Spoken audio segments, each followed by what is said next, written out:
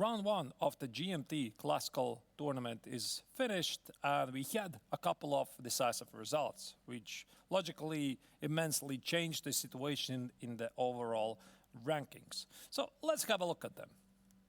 We are going to start with the game of Vincent Keimer against Jules Massard, and it was rather peaceful, because after knight f3, knight f6, c4, e6, b3, one couldn't help but wonder if Vincent in the first round didn't really want to enter a big theoretical struggle, and that's why he was opting for a slightly more improvisational approach. And it was the Frenchman who chose a rather rare but interesting approach to position the bishop on d6 and play rook e8.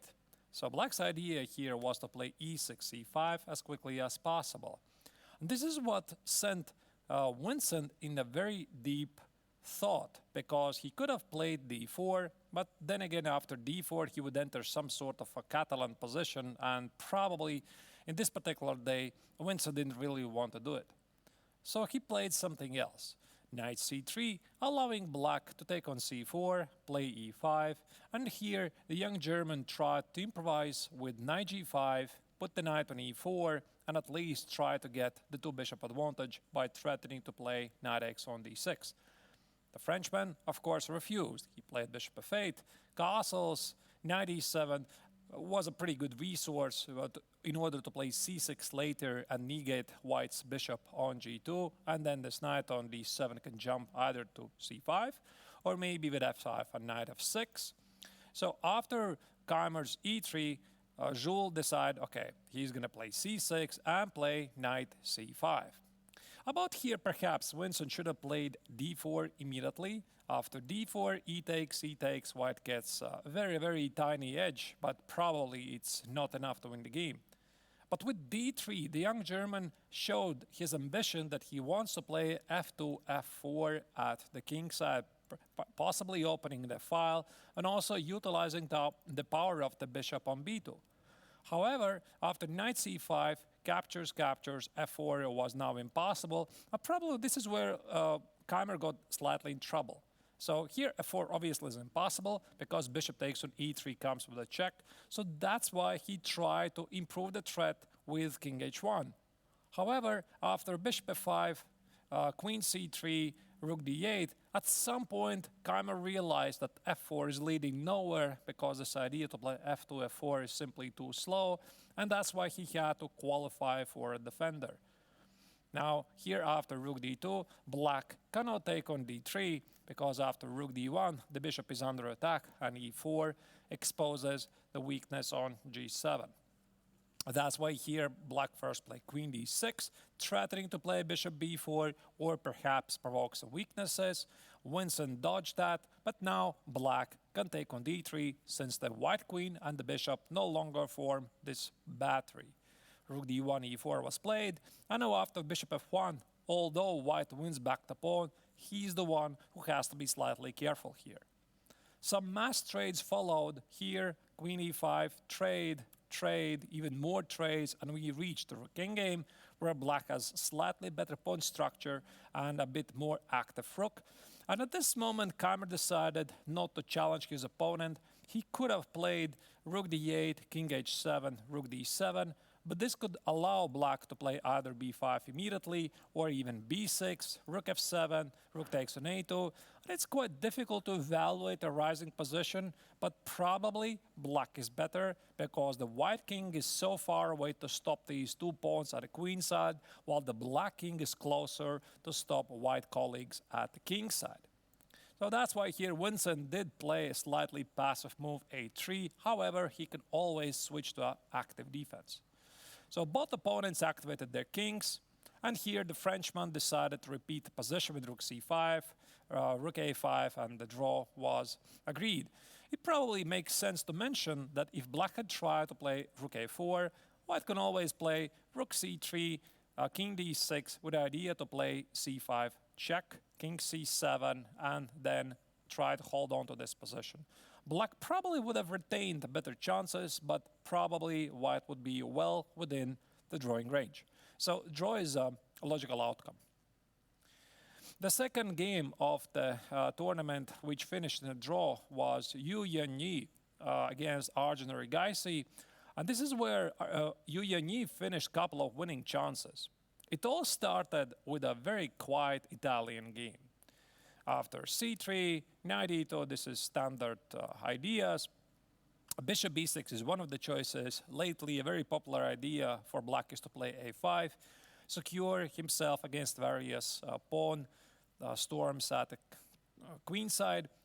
So here, bishop b3, white retreat with the bishop, played knight c4, trying to kill the bishop on b6. So fast forwarding to the events, Watt was thinking about pushing d4 at some point, but he realized it's probably not really working because black was making sure that this d4 breakthrough doesn't really happen because there's a pretty significant pressure against the pawn on e4. a4, c6, knight b6, bishop e3. That's the position that both players were pretty happy to reach because white has a very minor pressure against the pawn on b6. These are double pawns, but at the same time, black is very solid. So after h6, d5, you could definitely say that black has comfortably equalized the game. And after c5, it was even Erigaisi. He got a minor space advantage. b4 here, Yu Yanyi decided to complicate matters. And after a couple of moves, we got to the following position. Again, it's about balanced. Black has a slightly weak pawn on b6. White has potential future target on d3. So it's about equal. a5 was played, knight of 8, so both opponents were maneuvering. There was another hidden draw offer, bishop b3, bishop b6, bishop a4, bishop d7. But again, it makes sense to remind that the tournament regulations are designed as follows, that in a classical tournament, the victory gives 4 points and a draw is only 1.5 points. And that's why all of the players are massively interested to try their chances and fight for the victory, even when they could have taken the draw.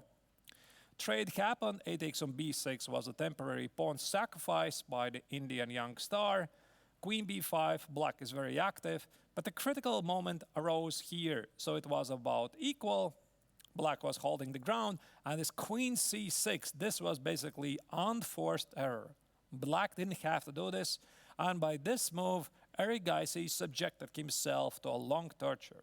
Because after queen c6, rook a5 was a brilliant move by Yu Yanyi, applying pressure against this pawn. And now actually it's not very clear how black should build up his defenses as white wants to play g3, remove the bishop, put the knight on c4, perhaps put the bishop back and play f4.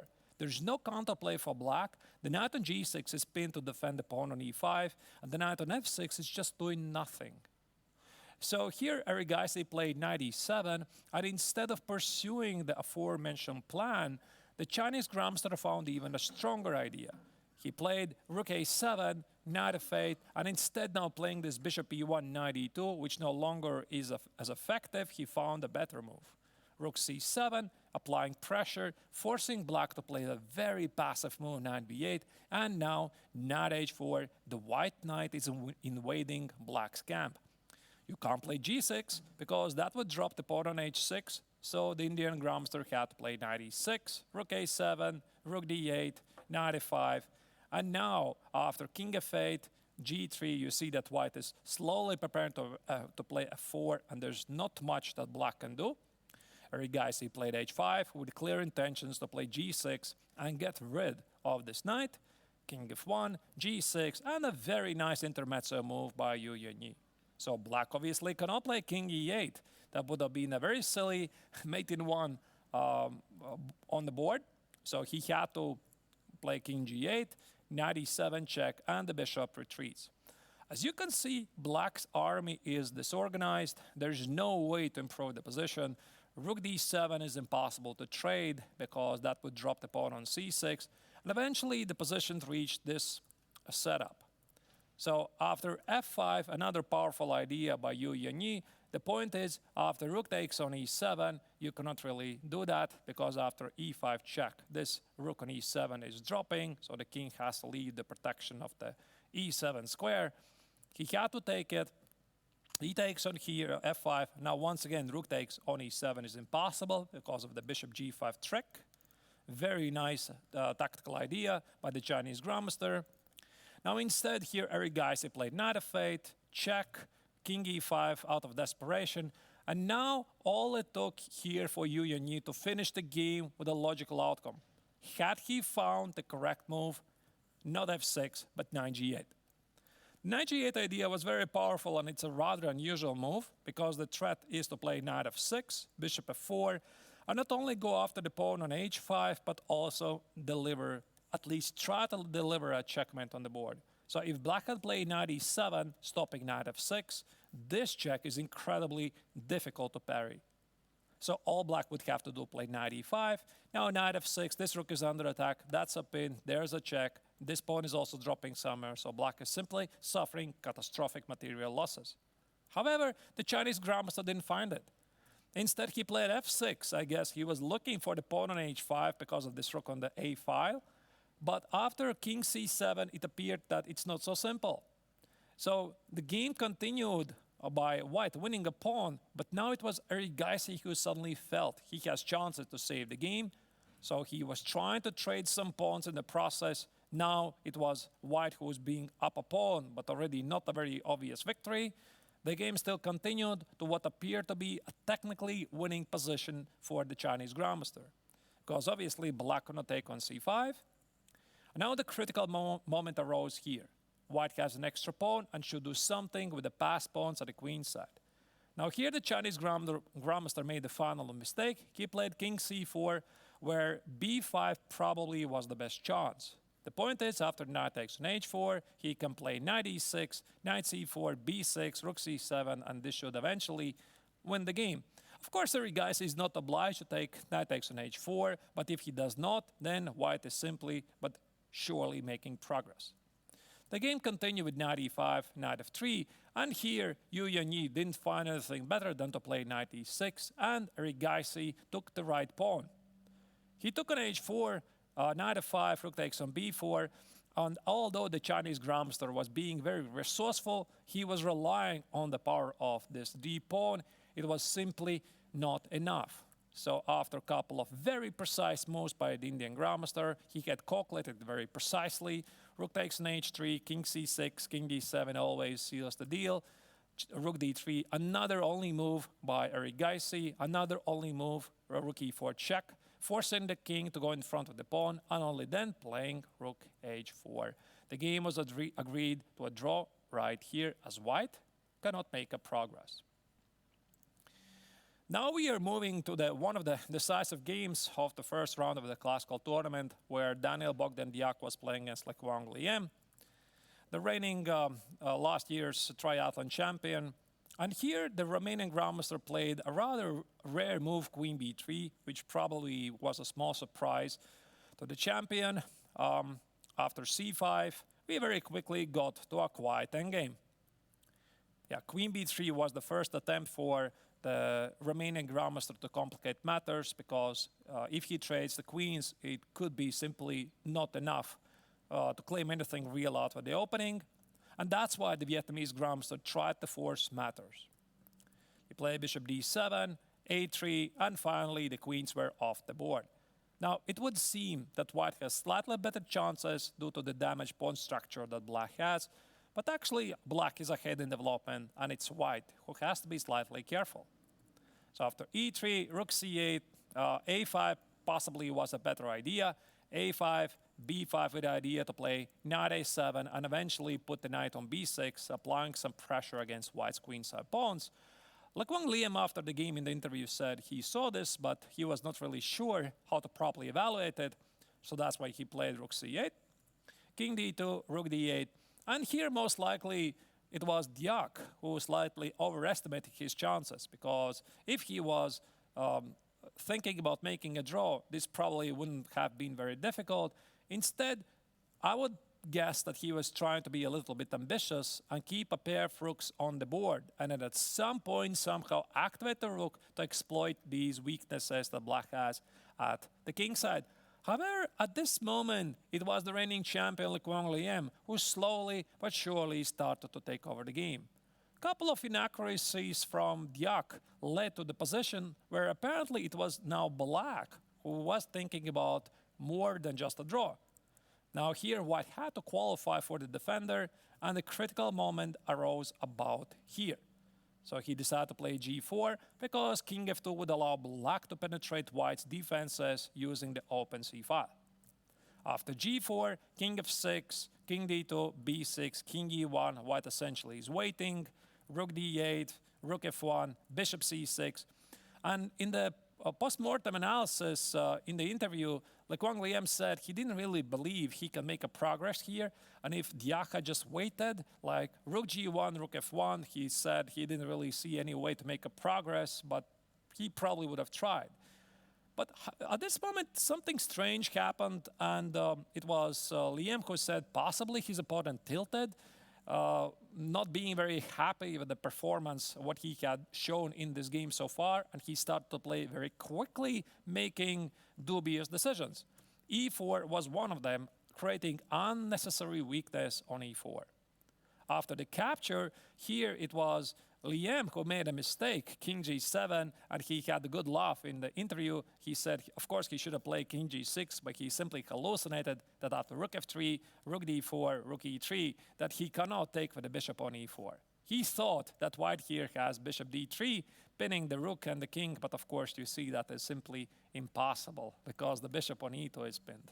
So it only proves that also like Wang Liem, despite the fact that he's such a strong grandmaster, he's only a human being. So that's why he played king g7, trying to avoid this potential pin. And now after rook f3, he realized what he has done. He played king g6. This gave white some chances to activate his pieces.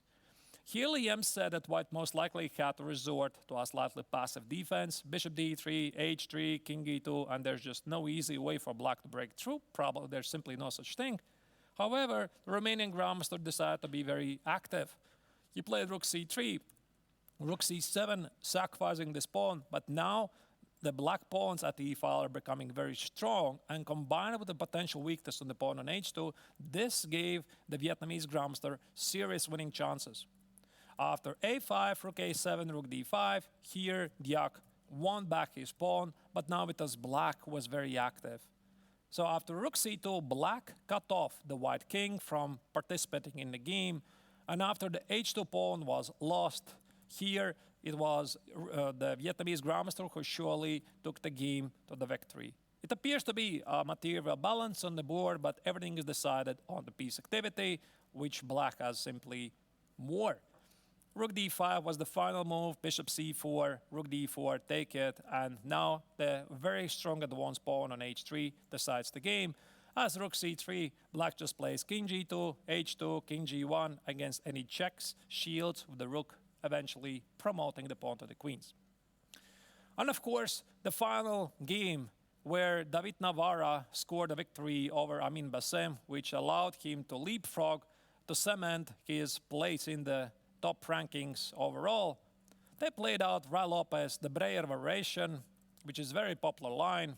David also had played it with a black color, so he has immense experience.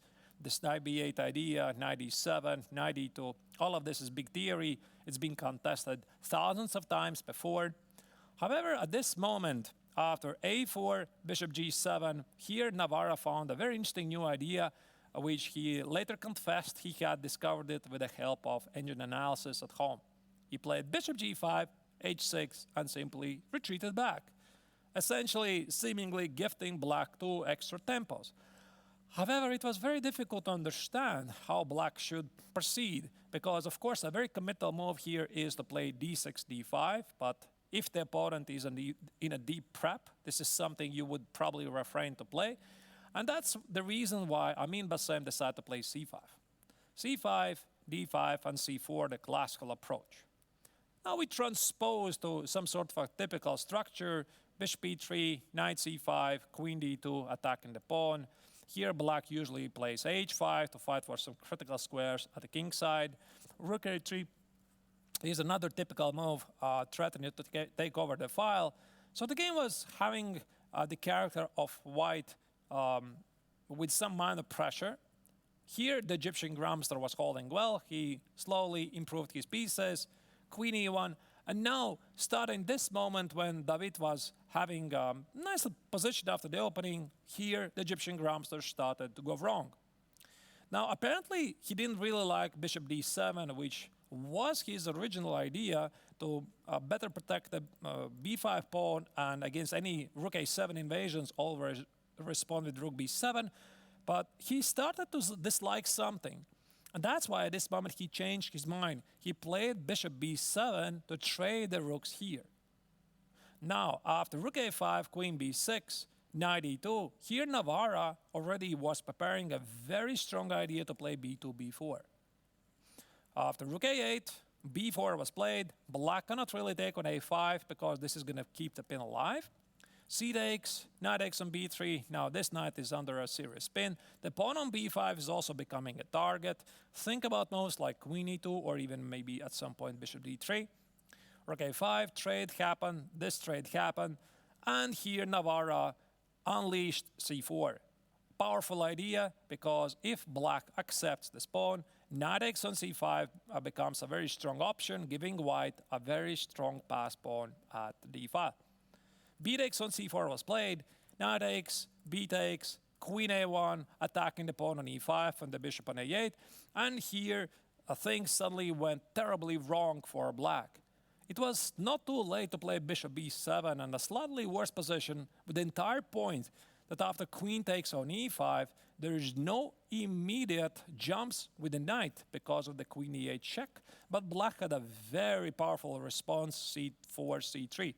This is the move that both opponents saw and they were discussing after the game, but for some reason Amin decided not to go there.